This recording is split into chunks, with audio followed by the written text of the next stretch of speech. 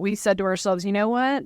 If we don't do this now, then, and we don't do it the right way the first time, then, we may not get off the ground here. And so we committed and, So you spent $10K on a coach? It's $10K on a coach for the first year. And I think within maybe a month and a half, we had our first deal under contract, which was like 2 single-family homes right next to each other, which we were just blown away by. And, that's great. So let's talk about that first deal. So, first and foremost, I'm a believer in coaches and mentors because when I started wholesaling, I did 30 wholesale deals my first year, and I wouldn't have been able to do it if I wasn't like absorbing like a sponge, my partner mentor that took me under his wing kind of thing. Absolutely. Like I would have still been kicking the can down the road a year later. So did you have, being so new, like your wife's an attorney, you're a CPA, you're in this new place, you knew you wanted to get into real estate investing for your future, and then someone's like, not a licensed attorney type licensed CPA, give me 10 grand, I'll show you how to do the business. Like,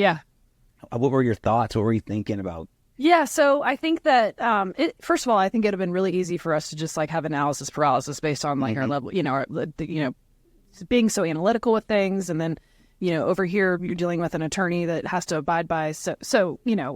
I think that, so I think it would have been really easy for us to just be like, let's just stay on the sidelines and watch. I had an attorney friend that was like, I'm like, why don't you do more investing? He's like, because I know what can happen. Yeah, exactly. You know too much. Yeah. Exactly. So, I think because the coaching was actually set up such that they were a sponsor of this real estate group. Okay. That was there in Charleston. They had a great track record.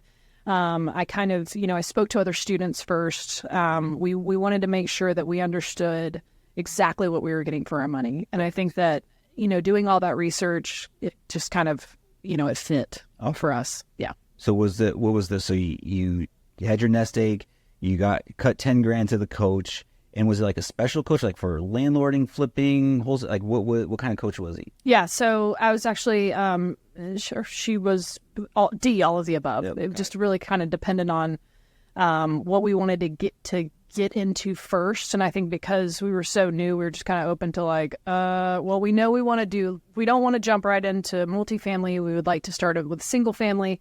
We were, committed to being long-term investors at that point. And so, we just kind of started making connections with wholesalers as quickly as possible as well. And because we both had W-2 jobs, we knew that we were going to need an agent because we didn't have time we didn't know the lingo that we were supposed to use with wholesalers.